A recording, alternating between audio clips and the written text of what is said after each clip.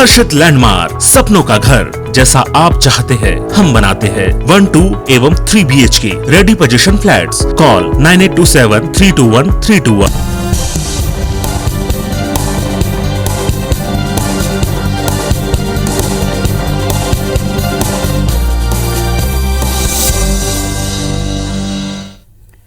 नमस्कार, स्वागत है आप सबका। मैं हूं पुनीत पाठक। आप देख रहे हैं मध्य प्रदेश की बात। प्रदेश की 4 सीटों पर उपचुनाव है और प्रचार ने ताबड़तोड़ जोर पकड़ लिया। कांग्रेस में चुनाव की सारी जिम्मेदारी पूर्व सीएम कमलनाथ के ऊपर है और इसके उलट बीजेपी में पूरी की पूरी पार्टी पूरे बल के साथ लगी। मुख्यमंत्री शिवराज सिंह चौहान, प्रदेश अध्यक्ष वी डी शर्मा अलग अलग इलाकों में हर दिन अपनी उपस्थिति दर्ज करा रहे हैं, वहां सभाएं कर रहे हैं। साथ ही प्रभारी बनाए गए मंत्री भी लगातार इन 4 सीटों पर डेरा जमाएं। इन सब के अलावा बीजेपी के नेता से लेकर कार्यकर्ता तक, प्रदेश स्तर से लेकर केंद्रीय मंत्री तक सक्रिय हैं। हालांकि जीत के दावे दोनों दल कर रहे हैं, पर सवाल ये उठता है कि इस चुनावी रेस में अब तक प्रचार में आगे कौन है और किन मुद्दों के साथ है। एक रिपोर्ट देखिए, फिर इस पर बात करेंगे।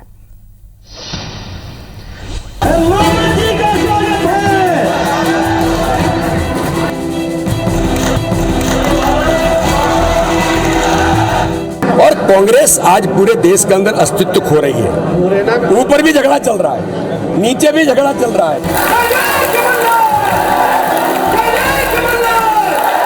इसका विकास हुआ, झूठ और खोखली घोषणाओं का विकास हुआ। यहाँ बरसों तक कांग्रेस ने राज किया है। मेरे वैभव भाई, कांग्रेस ने बरसों तक राज किया है। आज मामा कहने आया है, इस बार चूक मत कर देना। मध्य प्रदेश में 3 विधानसभा और 1 लोकसभा सीट पर चुनाव प्रचार जोरों पर है। वोटिंग में 2 सप्ताह से भी कम वक्त बचा है, इसलिए कांग्रेस और बीजेपी ने अपनी पूरी ताकत झोंक दी है। लेकिन दोनों ही दलों का प्रचार देखें तो बीजेपी बढ़त पर है। बीजेपी की तरफ से सीएम शिवराज और प्रदेश अध्यक्ष वी डी शर्मा ने मोर्चा संभाला है, जबकि कांग्रेस की तरफ से अकेले पूर्व मुख्यमंत्री कमलनाथ मैदान में डटे हैं। बीजेपी ने भोपाल में मंत्री भूपेंद्र सिंह को तैनात कर रखा है, जो प्रबंधन समिति के अध्यक्ष हैं, जबकि कांग्रेस में ये जिम्मेदारी भी कमलनाथ के पास है। बीजेपी ने हर विधानसभा सीट पर 2-2 मंत्री और कई विधायकों की तैनाती की है, जबकि इधर अजय सिंह और अरुण यादव की सक्रियता को छोड़ दिया जाए तो कांग्रेस से काफी कम विधायक मैदान पर नजर आ रहे हैं। बीजेपी थोड़े थोड़े अंतराल पर विजय संकल्प पर 1 मतदान 20 जवान, जनसंघ से भाजपा और प्रबुद्धजन सम्मेलन जैसे कार्यक्रमों के जरिए मतदाताओं के बीच पैठ बना रही है। जबकि इसके उलट कांग्रेस पारंपरिक अंदाज में ही प्रचार में जुटी है। इसके अलावा सोशल मीडिया पर भी बीजेपी कई मुद्दों के जरिए कांग्रेस को लगातार घेर रही है। शायद यही वजह है कि बीजेपी को अपनी जीत पर पूरा भरोसा है। नेता है हमारे प्रदेश के केंद्र में, उनकी सभी की डेट आ गई है और सभी के कार्यक्रम बन गए हैं और उन डेटों में वो अपने अपने क्षेत्रों में जहां कार्यक्रम बने हैं वहां पर जाएंगे। पर मैं कह सकता हूं कि इन चुनावों में कांग्रेस मैदान में किसी स्थिति में वो बचे नहीं है, लेकिन भारतीय जनता पार्टी इस चुनाव में ऐतिहासिक बहुमत के साथ लोकसभा और विधानसभा की 3 सीटें व्यापक बहुमत से जीतेंगे। मुद्दा दोनों पार्टियों के प्रचार प्रसार को लेकर है, लिहाजा कुछ आंकड़े भी देख लीजिए। 13 अक्टूबर को उपचुनाव के लिए नाम वापसी की आखिरी तारीख थी। इसके बाद से पूर्व मुख्यमंत्री कमलनाथ ने सिर्फ 3 सभाएं पृथ्वीपुर, नेपानगर और मानधाता में की, जबकि दिग्विजय सिंह सिर्फ पृथ्वीपुर से कांग्रेस उम्मीदवार नितेंद्र सिंह राठौर के नामांकन में दिखाई पड़े। दूसरी तरफ बीते 3 दिन में मुख्यमंत्री शिवराज सिंह चौहान 8 आम सभाएं कर चुके हैं। इतने ही कार्यक्रमों के जरिए प्रदेश अध्यक्ष वी डी शर्मा ने बीजेपी उम्मीदवार का प्रचार किया। अगले कुछ दिनों में बीजेपी की तरफ से केंद्रीय मंत्री नरेंद्र सिंह तोमर, ज्योतिरादित्य सिंधिया के अलावा उमा भारती और पंकजा मुंडे भी प्रचार में दिखाई देंगे, जबकि कांग्रेस की तरफ से सिर्फ सचिन पायलट का दौरा होना है। दिग्विजय सिंह भी आखिरी सप्ताह में ही प्रचार के दौरान दिखाई देंगे। इन सब के बावजूद कांग्रेस को अपने दमोह मॉडल पर पूरा भरोसा है। पार्टी को लगता है कि दमोह में जैसे बीजेपी ने प्रचारकों की फौज उतारी, बावजूद इसके कांग्रेस को 17,000 वोटों से जीत मिली थी, ठीक वही हाल अब की बार भी चुनाव नतीजों में दिखेगा। बहरहाल इन उपचुनाव के परिणाम न तो प्रदेश की सरकार को खतरे में डालेंगे और न केंद्र की। ये चुनाव जनता वर्सेस भारतीय जनता पार्टी का है, और जब जनता खड़ी हो जाती है तो बड़े बड़े तानाशाह का सफाया हो जाता है। तो कौन से हमारे लोग नहीं लगे? हम अपनी स्टाइल से चुनाव लड़ रहे हैं, वो ढोल धमाके तमाशे करते हैं सरकारी धन से, हम अपनी तरह से अपने सोर्सेज से काम करते हैं। बहरहाल इन उपचुनाव के नतीजों से न तो प्रदेश की सरकार को कोई खतरा है, न देश की सरकार को, न केंद्र की। लेकिन इतना तय है कि ये नतीजे 2023 के लिए एक संकेत जरूर होंगे। इन चुनाव में हार जीत कांग्रेस और बीजेपी कार्यकर्ताओं के लिए 2023 में बूस्टर का काम करेगी। सुधीर दंडौतिया के साथ नवीन कुमार सिंह, IBC 24 भोपाल। तो चुनावी रेस को लेकर के भी दोनों पक्षों के अपने अपने दावे हैं। कांग्रेस पार्टी के बारे में बीजेपी कहती है कि वहां न केवल एक व्यक्ति के पास सारे पद हैं, बल्कि सारे दायित्व भी उन्हीं के जिम्मे हैं। बाकी के नेता कहाँ हैं, सवाल पूछ रही बीजेपी। और कांग्रेस पार्टी कहती है कि वो ढोल तमाशे के साथ में चुनाव मैदान में जाते हैं और हम अपनी स्टाइल से चुनाव लड़ रहे हैं।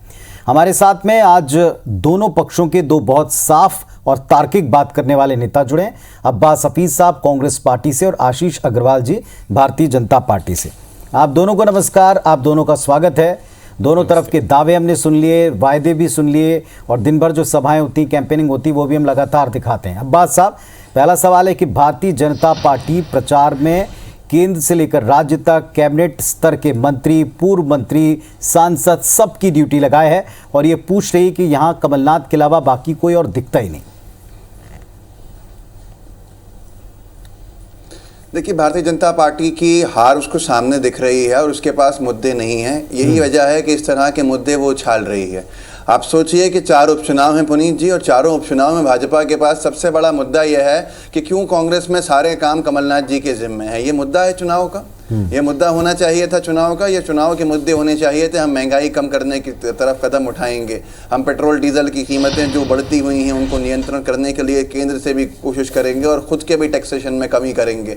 ये चुनाव के अंदर ये बात होनी चाहिए थी कि हम किस तरह से रोजगारों का निर्माण करेंगे, मध्य प्रदेश का युवा जो बेरोजगार है वो मायूस ना हो। ये सारी बातें छोड़कर कांग्रेस में ये हो रहा है, कांग्रेस में वो हो रहा है, ये षड्यंत्रकारी लोग हैं, हमेशा से षड्यंत्र करते आए हैं और इस तरह की अफवाहें फैलाने का काम इनके पास हमेशा से रहा है कि इतना झूठ को बोलो कि वही सच लगने लगे।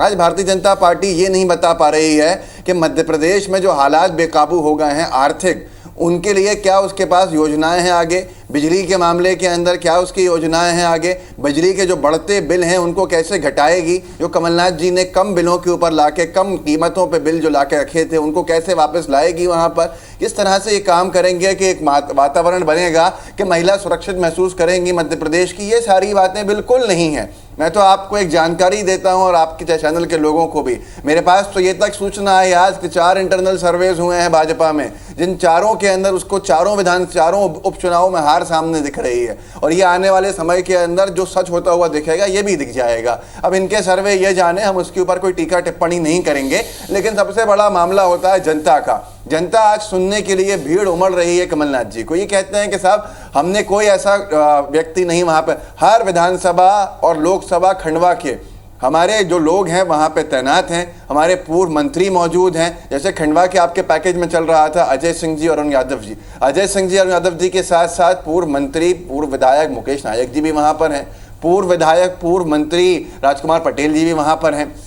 ऐसे ही दूसरी विधानसभाओं के अंदर भी लोग पहले से जा रहे हैं और सघन हमारा जनसंपर्क चल रहा है। ढोल नगाड़े बजा के भाजपा सिर्फ एक ध्यान लोगों का मोड़ के बताना चाहती है कि हमने बहुत कुछ किया। बात अपनी पूरी करता हूं, लेकिन हमारा जो काडर है, जो हमारे लोग हैं, हमारे कार्यकर्ता हैं, वो जनता से जुड़े हैं सीधे। उनके घर घर जाके उनको अवगत करा रहे हैं। हमारी बातें याद जो है पुरानी हैं उनको बता रहे हैं, और जो भाजपा की नाकामियां हैं जिसकी वजह से आज पूरी जनता पीड़ित है वो बता रहे हैं। यहाँ तक कि महाराष्ट्र, छत्तीसगढ़ की सरकार के और राजस्थान की सरकार के मंत्री जो हैं वो भी आके प्रचार करेंगे। प्रचार ठीक है, लेकिन यहाँ तो सवाल बीजेपी यही उठा रही कि यहाँ तो काडर ही नहीं बचा है। खैर, मैं उस पर वापस बाद में आऊंगा। आशीष अग्रवाल साहब, आप भी अपना पक्ष रखें। ढोल तमाशे के साथ में सरकार जिन असल मुद्दों पर बात नहीं कर रही, केवल फौज खड़ी कर रही है, क्योंकि असल में बात करने के लिए उसके पास कुछ है नहीं। ये कांग्रेस पार्टी कह रही। देखिए, ये ढोल ताशे पुनीत जी सिर्फ बातों के जमा खर्च नहीं है, ये प्रामाणिकता के ढोल ताशे हैं, और जिसमें जनता को अपना रिपोर्ट कार्ड पेश किया जा रहा है। जब हम लाडली लक्ष्मी का कोई आयोजन करते हैं तो कांग्रेसियों के पेट में दर्द क्यों होता है? क्योंकि इनकी पोल खुलती है। जब हम किसानों की सम्मान निधि की बात करते हैं, क्योंकि इनकी पोल खुलती है। हमने जितनी भी बंद पड़ी योजनाओं को मार्च 2020 के बाद प्रारंभ किया, चाहे संबल योजना हो, चाहे दूसरी योजना हो, तो उससे कांग्रेस की पोल खुलती है। और जब हम जनता के बीच विकासवाद पर चुनाव लड़ते हैं तो इनको असहजता महसूस होती है, क्योंकि वो इनकी पिच नहीं है। और जब पिच अपने अनुकूल नहीं होती है पुनीत जी, तो क्रिकेट में नाइट वॉचमैन उतारा जाता है, और उन्होंने कमलनाथ जी को उतार दिया, क्योंकि ये जानते हैं कि इन चारों उपचुनावों में इनका कोई भी वर्चस्व नहीं है, कोई संभावना नहीं है, इसलिए कोई नया व्यक्ति आके अपना नाम खराब नहीं करना चाहता।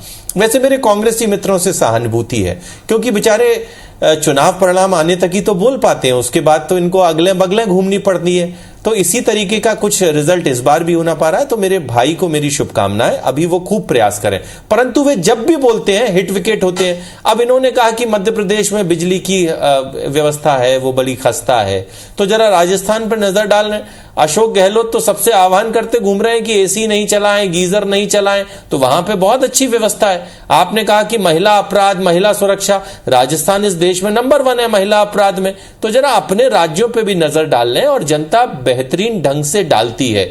इसलिए 15 महीने की कमलनाथ सरकार जब आई थी तब भी आपको मेजॉरिटी नहीं मिली, और जब आप मैंडेट लेने जनता के बीच 28 उपचुनावों में गए तो 2/3 सीटों से जनता ने यह बता दिया कि 15 महीने की आपकी सरकार कुप्रबंधन की सरकार थी, वादा खिलाफ सरकार थी, भ्रष्टाचार सरकार थी। भारतीय जनता पार्टी अपने कामों को लेकर जनता के बीच जाती है, अपनी संगठनात्मक क्षमता को जनता के बीच ले जाती है, तो हमें परिणाम मिलते हैं। अब कांग्रेस में इस देश में सिर्फ 2 हैं, और मध्य प्रदेश में उनके डिस्ट्रीब्यूटर के रूप में मात्र कमलनाथ है, तो उसका खामियाजा इन्होंने पहले भी भुगता था, अब भी भुगतेंगे। चलिए, उत्तर देना चाह रहे हैं आपकी बात का हफीज साहब। देखिए सबसे पहली बात यही है पुनीत जी कि आशीष जी जैसे विद्वान प्रवक्ता को भी और विद्वान नेता को भी आज वही बातें करनी पड़ी कि देखिए कांग्रेस के संगठन में ये खामी है और वो है। मैंने बिजली के मामले में ये कहा था कि बढ़ते बिलों की जो बिजली के कीमतों की जो मार है वो जनता से कैसे कम करेंगे। तुलना कीजिए 15 महीने की कमलनाथ जी की सरकार से और अपनी 17 साल की शिवराज जी की और बीजेपी की सरकार से, तुलना सही होगी। लेकिन मजबूरी इनकी है कि ये 15 महीने की सरकार के बिजली के बिल जो घटे थे उसकी जगह पर जाकर ये राजस्थान और दूसरे राज्यों की तरफ जाते हैं। अब यहां पर सबसे बड़ी बात यह है कि 4 उपचुनाव में रैगांव विधानसभा का उपचुनाव थोड़ा सा इनकी तरफ झुकाव की तरफ इनको लगता था, लेकिन इनके जो मंत्री महोदय ने वहां बदतमीजी की, मंच के ऊपर महिला सम्मान की जो पोल खोल दी और महिला प्रत्याशी से जो छेड़छाड़ की है, तो रैगांव विधानसभा की जो मतदाता है और जो वहां की जनता है वो उधार बैठी हुई है इनको सबक सिखाने में।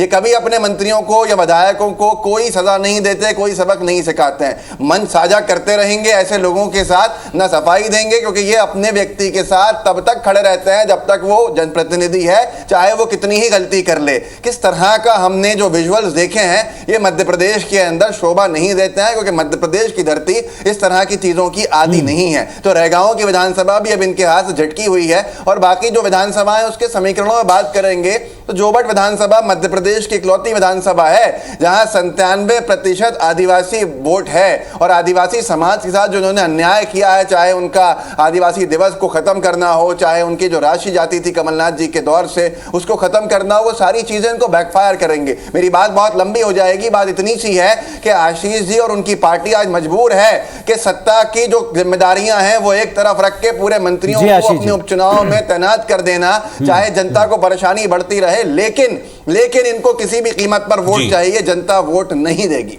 ठीक है साहब। अग्रवाल साहब। देखिए, मैं कांग्रेस से किसी भी व्यक्ति से हल्केपन की उम्मीद कर सकता हूं, परंतु मेरे सम्मानीय साथी से नहीं कर सकता। तो मुझे लगता है कि बिना किसी तथ्य को जांचे और कांग्रेस के डर्टी डिपार्टमेंट की बातों में आके अब्बास जी को ऐसी बात नहीं कर देनी चाहिए। पूरा फुटेज हमने जनता के सामने रखा है, किस तरीके की निर्लजता और हल्केपन पर अब ये चुनाव लड़ना चाहते हैं। मंत्री जी का चश्मा गलती से उनके बालों में फंस गया था, जो उन्होंने सार्वजनिक रूप से निकाला। अब चूंकि इनकी तो नजर ही ऐसी है, तो इनको तो गंदगी ही दिखेगी। तो मुझे लगता है कम से कम हल्केपन की बातों पे नहीं आना चाहिए। अब इन्होंने बात किया, देखिए 15 महीने की सरकार की, 15 महीने की सरकार की उपलब्धियों को लेके ये 28 उपचुनावों में गए थे और 28 उपचुनावों में परीक्षक ने इनकी कॉपी जांच दी, इनको फेल कर दिया।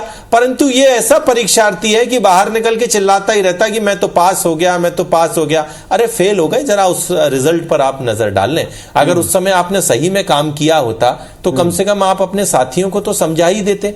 भारतीय जनता पार्टी अगर संगठनात्मक क्षमता की बात करती है तो हम सकारात्मकता की बात करते हैं। हमारी जब संगठन क्षमता होती है तो सिर्फ चुनावों में नहीं दिखती है। जब चुनाव नहीं होते हैं तो सरकार की योजनाओं को अंतिम पंक्ति में ले जाता हुआ हमारा कार्यकर्ता नजर आता है। और जीवंत संगठन की भांति चाहे चुनाव हो या नहीं हो, परंतु हम सदैव जन कार्य में नजर आते हैं। इसलिए हमारी सरकार की जीत होती है। आप तो चुनाव होते ही बरसाती मेढक की तरह निकल आते हैं और उसके पास जनता आपको वोट नहीं देती है। अग्रवाल साहब का एक पॉइंट है और इसमें एक बात और जोड़ करके मैं हफीज साहब से पूछूंगा छोटे से ब्रेक के बाद। भारतीय जनता पार्टी तरह तरह के कैंपेन चला रही है। एक फिर कैंपेन दीपक और कमल इनके बीच में ले जाकर के जनता के बीच रखेगी। इसके पहले भी कैंपेन चलाया था। नए तरह के प्रचार में अगर कोई दल अपने आप को आगे करता है तो क्या दिक्कत है और उसका तोड़ क्या है कांग्रेस पार्टी के पास? क्योंकि आज हम प्रचार के तरीके कौन लगाए, किस तरह से लगाए, इस पर फोकस कर रहे हैं। अब्बास हफीज साहब, अगर हम कांग्रेस पार्टी और बीजेपी के कैंपेन को देखें, आपने खुद भी कहा कि कांग्रेस अपने तरीके से चुनाव लड़ती है, लेकिन आप लोग ये बात अच्छी तरह जानते हैं हर दौर कुछ ना कुछ नए प्रयोगों के लिए जाना जाता है और ये दौर सोशल मीडिया, उसके इस्तेमाल, तरह तरह के प्रतिमान, नई चीज़ों का लोगों के दिमाग में, जहन में उस बात को स्टैब्लिश करने का तरीका अगर नया, आपको नहीं लगता इससे चैलेंज बढ़ेगा? दीपक से कमल अभियान हो या पिछले दिनों की विजय संकल्प यात्रा हो, डोर टू डोर कैंपेनिंग के ही अलग अलग तरीके हैं, फॉर्म हैं। अब 3000 से ज़्यादा बूथ के ऊपर अगर बीजेपी कार्यकर्ता किसी एक कैंपेन, किसी एक नए नाम के साथ जाएगा, आपको नहीं लगता ये चुनौतीपूर्ण होगा? बिल्कुल नहीं होगा। जनता ढिंडोरा पीटना क्या कोई पसंद नहीं करती। जनता अपने मुद्दों के ऊपर चर्चा चाहती है। हम जनता के मुद्दों पर चर्चा करते हैं। इनके कैंपेन्स का वो अवसर होने वाला है जो इंडिया शाइनिंग का अवसर हुआ था अटल बिहारी वाजपेयी जी की सरकार जिसमें चले गई थी। तो इनके कैंपेन के नारे जो हैं जनता उससे ऊब चुकी है, जनता उसको अच्छे से जानती है। आप कितने ही नारे दे दीजिए, कितनी ही बातें कर लीजिए, लेकिन अब परिवर्तन का समय है और परिवर्तन को ही जनता ने चुना है 2018 के अंदर भी और अभी भी जनता उसी तरह। जनता से सवाल पूछती है, जनता इनके मोनोलॉग को सुनना नहीं चाहती, जनता संवाद चाहती है, जनता डायलॉग चाहती है। जनता के जवाब नहीं देंगे, अपनी बातें थोपते रहेंगे जनता के ऊपर तो क्या हो जाएगा? अपने मुंह मियां मिट्ठू अपनी सारी बातें जो हैं उसी की तारीफ खुद ही सामने जनता के लाके आ रहे हैं। जनता इनसे, जनता जवाब चाहती है, जनता इनको मूल मुद्दों पर लाना चाहती है। हमारा सबसे बड़ी बात यह है कि हम अपने 15 महीने की कमलनाथ जी की सरकार की उपलब्धियां जनता तक पहुंचा रहे हैं और कमलनाथ जी की उपलब्धियां जनता जानती है, जनता ने महसूस की, जनता ने उसका फायदा उठाया है। भाजपा को उससे तकलीफ है, भाजपा उसको लेकर दुष्प्रचार करते रहे, लेकिन जिस जनता ने उसको अपने आप देखा है, उसको सामने देखा है, उसका फायदा उसे पहुंचा है, तो वो जनता जो है वो बात का मोनोलॉग डायलॉग की जो बात है इसका उत्तर दें। हमने दमोह भी जीता और ये भी जीतेंगे। देखिए मोनोलॉग डायलॉग एक ऐसा दल कर रहा है जहां पर कांग्रेस नॉन वर्किंग कमेटी की बैठक होती है और इतने सालों से अपना अध्यक्ष नहीं चुन पाती है। तो मोनोलॉग डायलॉग कहां पे होता है, बहुत स्पष्ट है।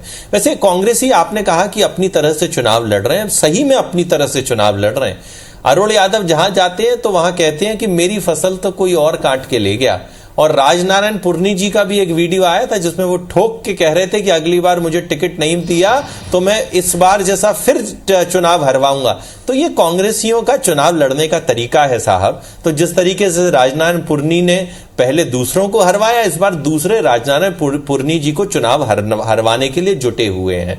देखिए, कांग्रेस से आप बूथ स्तर तक जाने की अगर उम्मीद करते हैं तो मुझे लगता है ये कुछ अतिशयोक्ति सी है। कांग्रेस सदैव एक नेता आधारित दल रहा है, जिसमें नेता कमजोर तो कांग्रेस कमजोर, और नेता अगर सशक्त रहा तो कांग्रेस ने अच्छा काम किया। आज कांग्रेस के पास एक अच्छे नेता का अभाव है, और इसी वैक्यूम में कांग्रेस के पास ना राष्ट्रीय अध्यक्ष है, सबसे पहली बात यह है कि अगर मैं ऐसे बयानों को तोड़ मोड़ के और वीडियो बड़ा सारे को 10 सेकंड का चला के प्रचार करूं बनाने के लिए, मुझे भी यहाँ पर ये बताना पड़ता है कि भाई वो तो ये कह रहे थे राजनारायण जी के कांग्रेस का कहना है जगह जगह पे कि अगर इस बार मुझे टिकट नहीं मिला तो मैं चुनाव हरवा दूं। तो इस तरह की बातें करने पे शायद चर्चा अगर की जाएगी तो मूल मुद्दों से हम हट जाएंगे। भाजपा यादव जी की फसल कौन काट के ले गया कि भाई दूसरी तरह की ऐसी बातें करो, फसल क्या होती है? तो इसी तरह से राजनीति में फसल नहीं होती है जिसको कोई काट भी लेता है। ये तो शादी ने कहा था कि कांग्रेस के कैंडिडेट और राजनारायण पुरनी जी ने जिसको चुनाव हरवाया था कहा था, तो आप वजह शादी के ऊपर क्या बात करेंगे? अगर मैं इस तरह के बयानों पर चुनाव हरवाया था और जिसको हरवाया था वो क्या आज उनको जिता रहा होगा? तो ये तो कांग्रेसियों का चुनाव लड़ने का अंदाज है। अरे आप सिर्फ और सिर्फ भ्रम फैलाने का काम करते रहिए। यही वजह है कि आज इनके नेता और प्रवक्ता टीवी के ऊपर इधर उधर की बातें करके बहस का रुख मोड़ देते हैं। अगर ये बात है तो खंडवा के अंदर ही विजय शाह जी ने कहा था कि कांग्रेस ने देखिए, भारतीय जनता पार्टी के नेता और प्रवक्ता सड़क पर भी दिखते हैं, बूथ पर भी दिखते हैं और टीवी चैनल पर भी दिखते हैं, परंतु ये कांग्रेस है जो सिर्फ ट्विटर पे ही दिखती है। आप बोल लीजिए, कमलनाथ आते हैं, 2 दिन के प्रवास पर आते हैं, फिर चले जाते हैं। कमलनाथ आते हैं तो जनता के उन मूल प्रश्नों का जवाब नहीं देते कि 15 महीने में 2 लाख तक का कर्ज माफ क्यों नहीं हुआ, बेरोजगारों को भत्ता क्यों नहीं मिला, बच्चियों को उनके फीस के पैसे क्यों नहीं मिले, कन्यादान की राशि क्यों नहीं मिली, भ्रष्टाचार का उद्योग चला, तबादले का उद्योग चला। मैं बोलता ही नहीं हूं। अगर आप ये अपना पॉइंट रखें। एक बात जो बार बार कही जा रही कि यहाँ सिर्फ एक नेता और वहां पूरी पार्टी है, यहाँ कहा जा रहा कैडर ही नहीं। पूरे डिबेट में अरे ये तो मुद्दा ही नहीं है कि एक अध्यक्ष अगर हमारा मैदान के अंदर है तो उसके सारे सेनापति हर तरफ हैं। अगर यही बात है तो जोबट के अंदर रवि जोशी जी हैं। अगर यही बात है तो वहां ये पृथ्वीपुर के ऊपर प्रवीण पाठक जी हैं। इसी तरह अग्रवाल साहब केवल एक ही व्यक्ति पर प्रहार क्यों? ये कांग्रेस भी पूछती है बीजेपी से। अगर ये इससे परेशानी क्या है? योजनाएं बताएं, अपनी प्लानिंग बताएं। इमेज है और कमलनाथ जी की इमेज से और बात से डरते हैं भारतीय जनता पार्टी, उसका डर सामने दिख रहा है। अरे बताओ ना, बेरोजगारी पे क्या बात करोगे? आपने रोजगार पे अभी पूरे डिबेट में कोई बात नहीं करी। आपने महंगाई के ऊपर पूरी डिबेट में कोई बात नहीं करी। आपने पेट्रोल डीजल की बढ़ती कीमतों पर कोई बात नहीं करी, क्योंकि आपके पास पार्टी कभी भी नहीं। किसानों की बदहाली के ऊपर आपने कोई बात नहीं करी। किसी एक व्यक्ति पर आक्रमण करने में विश्वास नहीं रखती, परंतु निश्चित ही जब चुनाव है और कांग्रेस की तरफ से सिर्फ कमलनाथ दिखेंगे जो उनके वर्तमान के दल के अध्यक्ष हैं, उनके विधानसभा के नेता प्रतिपक्ष हैं और पूर्व मुख्यमंत्री हैं, तो निश्चित ही उनको जवाब तो देना पड़ेगा। अगर भारतीय जनता पार्टी अपने कार्यों को जनता के बीच रखेगी और कमलनाथ कन्या पूजन पर उंगली उठाएंगे तो इनको जवाब देना पड़ेगा। कि प्रचार के कुछ और दिन है, आज चुनाव प्रचार में मंत्री जी का वो फॉल्स वीडियो डाल के इस निचले स्तर पर उतरना पड़ा। साहब, आशीष साहब, अभी प्रचार के कुछ और दिन हैं। 4 सीटों के ऊपर दिग्गज आपस में सामने आएंगे, टकराएंगे भी, तर्क भी रखेंगे, आरोप भी होंगे, उनका जवाब भी होगा।